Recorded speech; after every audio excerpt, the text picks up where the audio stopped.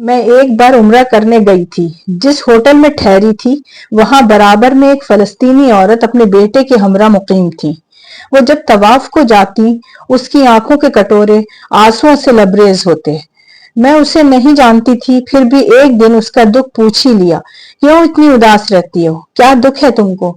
उसने कहा, क्या तुम नहीं जानती, सारा जमाना तो वाकिफ है हमारे दुख से। तुम तो रहती ही हो वहां जहां से हमारी तरफ लहू के दरिया और दुख के चश्मे फूटते हैं। मैंने कहा, मैं समझी नहीं। वो बोली, नहीं समझती हो तो यहाँ कैसे बताऊं। ये हरम शरीफ है और मैं यहाँ तवाफ को जा रही हूँ। तुम कभी फलस्तीन आकर खुद अपनी आंखों से देख जाना। ये कहकर वो आगे बढ़ गई और मैं सोचती रह गई।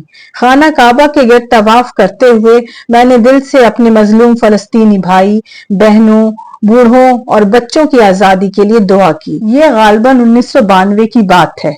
उसके बाद जब भी मुझे हज पर जाने का मौका मिला, हरम शरीफ में कदम रखते ही वही बूढ़ी औरत और उसका बेटा याद आ जाते। उनके दिल बुझे बुझे चेहरों पर अफसोदगी और आंखों में आंसू होते थे। ये सौगातें वो अपनी दुआओं में लपेट कर हरम शरीफ लाए थे। गोया कि उनके दिल तवील अरसे से दुखे हुए थे। क्योंकि मैं उन लोगों को फरामोश कर सकती हूँ वो जो इस बार दूसरे मुल्कों से उम्रा करने आए हुए थे। उनके अपने मुल्क में हालात ऐसे थे कि देखकर मेरा दिल भी लरज गया। जब एक बार मुझे अमेरिका से फलस्तीन जाने का मौका मिला तब तो जंग नहीं हो रही थी, मगर हालात बरसों की जंग से बदतर थे। अब जब मैं खाना काबा के सामने खड़ी थी, मेरे कानों में मजलूम फलस्तीनियों की आहें और सिसकियां गूंज रही थीं। घुटी घुटी आवाजों में आंसुओं की आबशार के दरमियान तलबिया पढ़ा जा रहा था। जाने कौन कौन सी आरजुएं और शिकवे रब के सामने बयान किए जा रहे थे। मैं बाब फहद से लरजते कदमों के साथ अंदर दाखिल हुई। मेरा पूरा वजूद दहल रहा था और खुद को संभालने में मुश्किल पेश आ रही थी। मैं खाना काबा के सामने थी, आंसू मेरी आंखों से रवां थे और निगाहों में अपने मजलूम फलस्तीनी मुसलमानों की तस्वीर थी। मैं उनके लिए अपने खालिक से गिड़गिड़ा गिड़गिड़ा कर दुआ कर रही थी। तभी मुझे महसूस हुआ जैसे खाना काबा का स्याह गलाफ हिल रहा हो और उसके बाद मुझ पर एक हैबत तारी हो गई। मुझे नहीं मालूम कि मैं कब गिरकर बेहोश हो गई।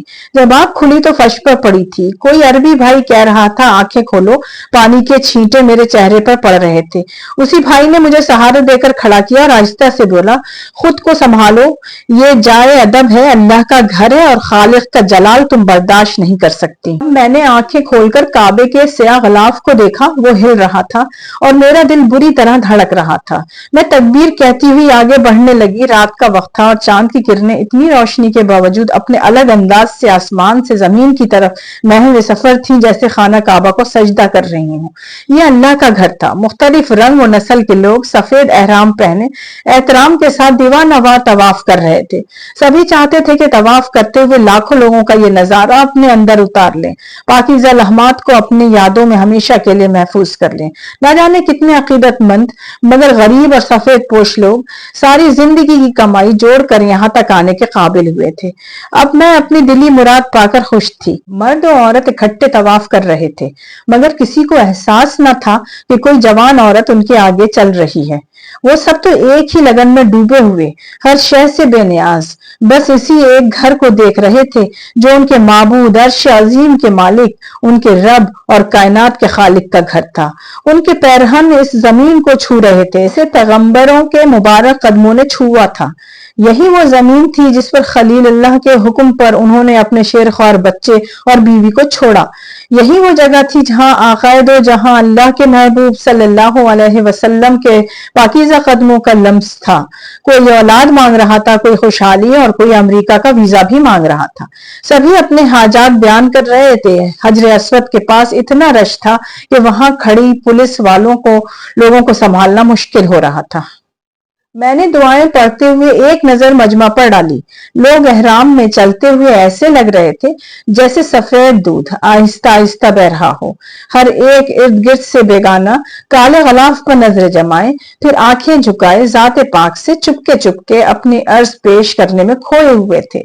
जेर लब दुआएं मांग रहे थे। मैं सोचने लगी कि इन सब में कम ही लोग होंगे जो अपनी मुरादों के अलावा महज इबादत के गर्ज से यहाँ आए होंगे। इनमें इंसान की मजबूरी का राज पोशीदा है, भला आखिर खलकत अपने खालिक के सामने हाथ फैलाती है और कहाँ मांगने जाए। तब मैंने मुसीबत में फंसे हुए अपने फलस्तीनी बहन भाइयों के लिए दुआ मांगी कि आज इससे ज्यादा मोहतरम दुआ मेरे दामन में ना थी कि ऐ अल्लाह उन पर रहम फरमा जो तेरी रहमत के तलबगार हैं, जिनको इस वक्त सबसे ज्यादा तेरी रहम करम का आसरा है। उन पर इस कड़ी आजमाइश के वक्त को आसान कर दे मेरे माबूद। जब मैं ये दुआ मांग रही थी मुझे लग रहा था कि यहाँ मौजूद हर शख्स अपने फलस्तीनी भाई बहनों के लिए दुआ मांग रहा है। मुझे यूं लगता था कि मैं ही नहीं, हर मुसलमान जो यहाँ महव तवाफ है अपने अर्ज से हाजात से बेगाना सिर्फ उम्मत मुस्लिमा की खैर सलामती, इत्तफाक और ताकत के लिए दुआ मांगता हुआ चल रहा है। ये मुख्तलिफ मुल्कों के लोग नहीं, बस अल्लाह के नाम लेवाओं का काफिला है जो एक ही दुआ पढ़ रहा है। तभी मेरा वजूद, मेरा रूह रवा उम्मत मुस्लिमा इत्तफाक व ताकत के लिए दुआ बन गया। या अल्लाह तेरे इस शौकोर घर में जिस पर स्याह गलाफ है उसमें क्या राज है कि यहाँ आकर ईमान ताजा हो जाता है और हमारा वजूद सरता पांव दुआ बन जाता है। ये कैसी पुरअज़मत इमारत है कि इसके मुकाबले में दुनिया ने एक से एक इमारत बना डाली, मगर ऐसी इमारतों में तेरे इस घर के हबीब खुदा सल्लल्लाहु अलैहि वसल्लम की शान और जलाल कोई न ला सका। लेकिन या अल्लाह उम्मत मोहम्मदिया के साथ ये क्या हो रहा है? तेरे सातों बर्रे आजमों की जमीन क़यामत के रोज गवाही देगी कि यहाँ इसमें उम्मत मुस्लिमा का खून जज्ब है।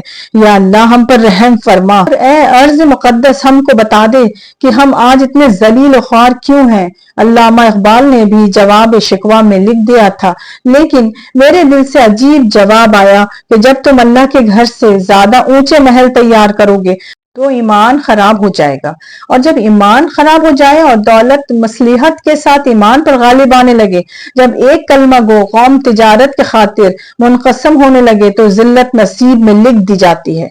सोचती हूँ आज जो हाल फलस्तीन के मुसलमानों का हुआ है वो क़यामत कभी हम पर भी टूट सकती है।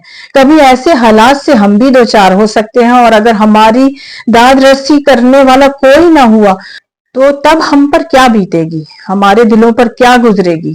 अल्लाह ना करे कभी ऐसा हो, मगर दिल तो हर किसी का डरता है। दिल में आने वाला यह ख्याल महज ख्याल था या मेरे सवाल का जवाब, मुझे नहीं मालूम। मैंने काफी उम्रे अदा किए, हज भी किया, लेकिन ये उम्रा जो मैंने 2022 में किया था उसको मैं कभी भुला ना सकूंगी, ना कभी उन मंजरात को फरामोश कर सकूंगी जो मैंने फलस्तीन में जाकर खुद देखे थे। इस बर्बाद करदा फलस्तीन में जिसकी सरजमीन अब खंडरात और मलबे के ढेर में बदल चुकी है। ऐ काश मैं कभी इजराइल और फलस्तीन न जाती। हम तब तो सिर्फ ज़ियारत के ख्याल से जाया करते थे, क्योंकि इस सरजमीन पर बहुत से मुकामात हैं। ये पैगंबरों की सरजमीन है, सभी मुसलमान वहां की ज़ियारत की आरजू करते हैं। हम यूरोप में रहने वाले तो वहां जा सकते हैं, वहां हमने मुख्तलिफ अहम जगहों को भी देखा था। वो अजब सफर था, जज्बे से भरा हुआ। अर्दन से बसों में जब हम वहां पहुंचे तो रास्ते में एक पुल आया था जो बहुत हसीन था। उससे गुजरकर हम गए तो वहां जमीन सुर्ख रंग की लग रही थी, वहां जैतून के छोटे छोटे दरख्त भी थे। हमारे गाइड ने कहा कि सब लोग बस में अपनी अमरीकी पासपोर्ट दिखाएं, मगर ज्यादा बात मत करें क्योंकि वहां पुलिस सवाल भी करती है। उसके बाद वहां से हम यरूशलेम गए। जो गोल्डन मस्जिद नजर आई वो गोल्डन टॉप मस्जिद सुगरा है, मस्जिद अक्सा नहीं। मस्जिद अक्सा को तो ज्यादा दिखाते नहीं। मस्जिद अक्सा के 3 गुम्बद डार्क ग्रे कलर के थे। हमने वहां अंदर नमाज पढ़ी। चारों तरफ लकड़ी का अहाता सा बना हुआ था। गोल्डन टॉप के नीचे लकड़ी का फ्रेम लगा दिया गया था कि उस जगह रसूल सल्लल्लाहु अलैहि वसल्लम सफर मराज पर गए थे। उस वक्त एक परसरूर जज्बा मेरे रोए रोए में महसूस हो रहा था। मुझे खबर ना थी कि मैं कहाँ थी। मेरा अजीब सा हाल था, अपनी कैफियत बयान नहीं कर सकती। जाने कब से ये आरजू दिल में अंगड़ाइयां लेती थी कि एक बार तो इस सरजमीन पर कदम रखूं जिसके बारे में इतनी किताबें पढ़ी थी, जिस सरजमीन पर बहुत से पैगंबरों ने जन्म लिया, اس جگہ سے حضرت عیسیٰ کی نسبت ہے، حضرت موسیٰ، حضرت یعقوب، حضرت یوسف اور کلام پاک میں سب کی باتیں تفصیل سے درج ہیں، اور سب سے بڑھ کر حضرت محمد صلی اللہ علیہ وسلم کا وہاں معراج پر تشریف لے جانا اور اس سرزمین پر بے شمار جنگوں کا ہونا، رومن بادشاہ کا یہاں حکمران رہنا، پھر حضرت عمر کے دور میں ان کا اس سرزمین پر قدم رکھنا، سلطان صلاح الدین ایوبی کی سرفرازی، یا اللہ تاریخ کے اوراق الٹتے جاؤ تو زمانوں پر زمانے اس سرزمین کی مٹی میں سانس لیتے ہوئے محسوس ہوتے ہیں۔ پوچھئے کہ مجھے کیا کیا محسوس ہو رہا تھا یہاں آ کر۔ وہ عہد شاہ ترکیہ، سلطان عثمانیہ کا دور، یہودیوں کا سلطان عبدالحمید کے دربار میں گڑ گڑا کر یروشلم میں زمین کے ٹکڑے کے عوض دولت کے انبار کی پیشکش، اور سلطان عبدالحمید عاشق رسول صلی اللہ علیہ وسلم کا ان ایچیوں کو غصے سے اپنے دربار سے نکال باہر کرنا، سونے کے انبار کو ٹھکرا کر کہنا، پہاڑ جتنا سونا بھی دو گے تو 1 انچ بھی اس مقدس زمین کی تم کو نہ دوں گا۔ پھر ہٹلر کے وحشیانہ مظالم سے بچے کچے یہودیوں کو برطانیہ کا فلسطین میں ایک مخصوص قطع زمین پر بس کر ایک فتنے کی بنیاد بنا اور مسلمان فلسطینیوں کی مستقل تباہی کا آغاز۔ کتنی اذیت بھری تاریخ ہے کہ ذہن کے پردوں پر اس وقت فلم کے مناظر کے مانند چلنے لگی تھی جب میں نے یروشلم میں قدم رکھا۔ معصوم فلسطینی کسانوں کی زمینیں ان سے زبردستی چھینی جا رہی تھیں، ان کے باغات اجاڑے جا رہے تھے اور ان کی زمین پر قبضہ کر کے انہیں اجاڑ کر ویرانوں، صحراؤں کی جگہ جانوروں کی طرح ہٹایا جا رہا تھا۔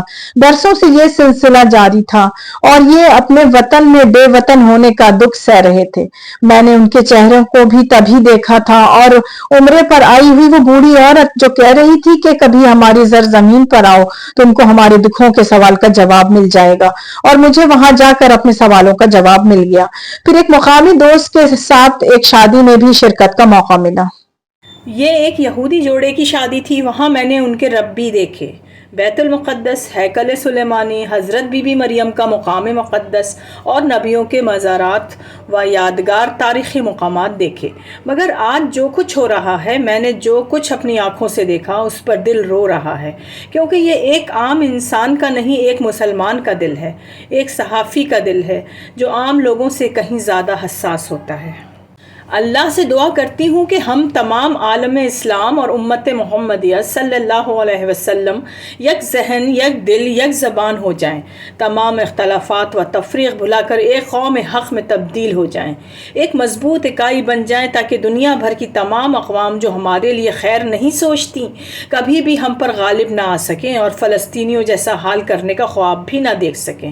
وہ انسانیت اور محبت کے ہمارے مثبت پیغام کو سمجھ کر امن و سلامتی کو اپنا ایمان بنا لیں۔ تب یہ دنیا کبھی جنگ کے شعلوں میں نہ جلے گی، بلکہ یہ ارض خداوندی جنت ارضی بن جائے گی۔ یہی دعا کر کے میں وہاں سے واپس آ گئی۔